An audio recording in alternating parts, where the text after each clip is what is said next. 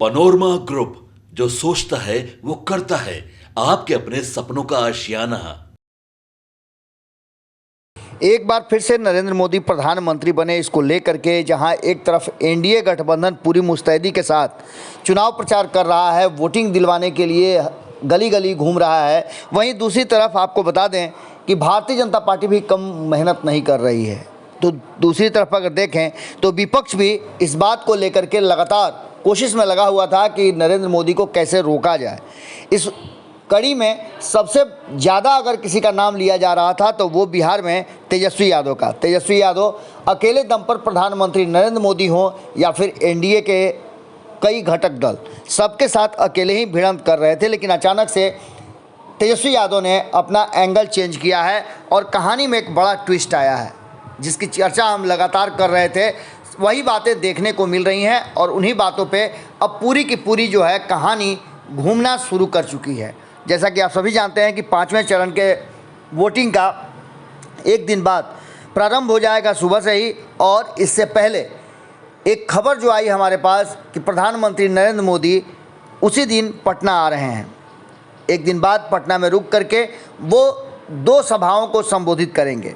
इस बीच आपको बता दें कि प्रधानमंत्री नरेंद्र मोदी के आने से लेकर के बाकी चीज़ों को लेकर हम लगातार आपको बातें बता रहे हैं। इसी बीच में तेजस्वी यादव को लेकर के भी हमने बताया था कि बिहार में नेता प्रतिपक्ष के रूप में तेजस्वी यादव ने अपनी भूमिका जो तय की है, और इसके साथ साथ एनडीए के घटक दलों को सामने से टक्कर देने के लिए जो उन्होंने योजना बनाई है, उसकी चर्चा हम लगातार करते रहे हैं।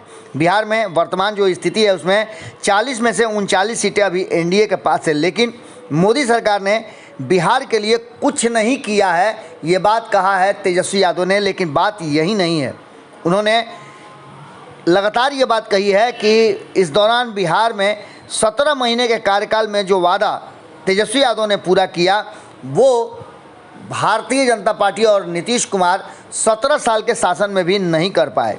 प्रेस वार्ता के दौरान तेजस्वी यादव ने अपनी बातें कही और उन्होंने जब प्रधानमंत्री नरेंद्र मोदी 3 दिन पहले घूम करके जाते हैं सारण से, तो वहाँ वो अपनी बहन के लिए चुनाव प्रचार करने पहुँचते हैं। वहीं पर वो कई बातें कहते हैं राजीव प्रताप रूडी के खिलाफ। वो अपनी बहन को बेहतर बताते हुए वहाँ प्रेस वार्ता करते हैं और प्रेस वार्ता में वो बहुत सारी बातों को रखते हैं।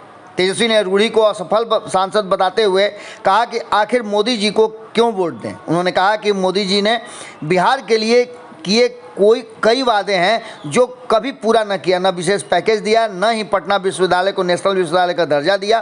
उन्होंने कहा कि प्रधानमंत्री को बताना चाहिए कि उन्होंने बिहार और सारण के लिए क्या किया है।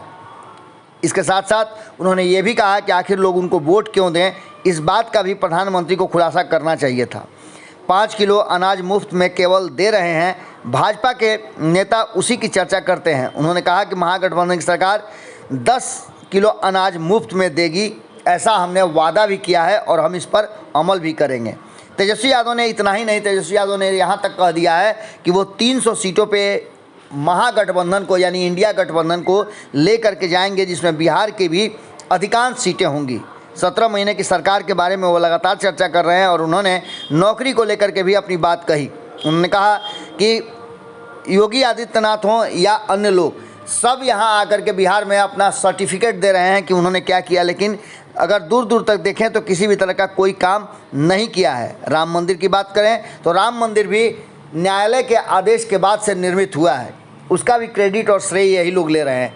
तेजस्वी यादव ने 5वें फेज के वोटिंग से ठीक पहले और प्रधानमंत्री नरेंद्र मोदी के बिहार आगमन से पहले जिस तरह का मैसेज भेजा है, हालांकि तेजस्वी यादव जितनी बार भी प्रधानमंत्री नरेंद्र मोदी बिहार आए हैं उतनी बार अपने सवालों के साथ खड़े नजर आए हैं और कई सवाल पूछा है जिसका जवाब उन्होंने नरेंद्र मोदी से मांगा है। अब देखना दिलचस्प होगा कि एक बार फिर से तेजस्वी यादव ने नरेंद्र मोदी के सामने कई सवाल रखे हैं। मैसेज के द्वारा उन्होंने स्पष्ट किया है कि वो बताएं कि बिहार को दिया क्या है। अब देखना दिलचस्प होगा कि प्रधानमंत्री जब अपनी सभाएं करते हैं तो तेजस्वी यादव की इन बातों का जवाब देते हैं या नहीं देते हैं। लेकिन एक बात आप मान लीजिए कि जैसे जैसे चुनाव की प्रक्रिया अंतिम पैदान पर पहुंच रही है, वैसे वैसे बिहार में राजनीतिक सरगर्मी और तेज होती नजर आ रही है।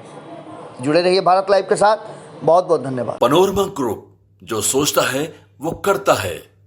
अगर ये वीडियो पसंद आई, और वह बिहार के राजनीति और बिहारियत से सरोकार रखेनी तो सब्सक्राइब बटन दबा के चैनल के सब्सक्राइब कर ली। ओजे एगो घंटी बा, ओकरा बटन दबा देला से कुल सटीक और मारक खबर रुआ मुफ्त में मिल जाई।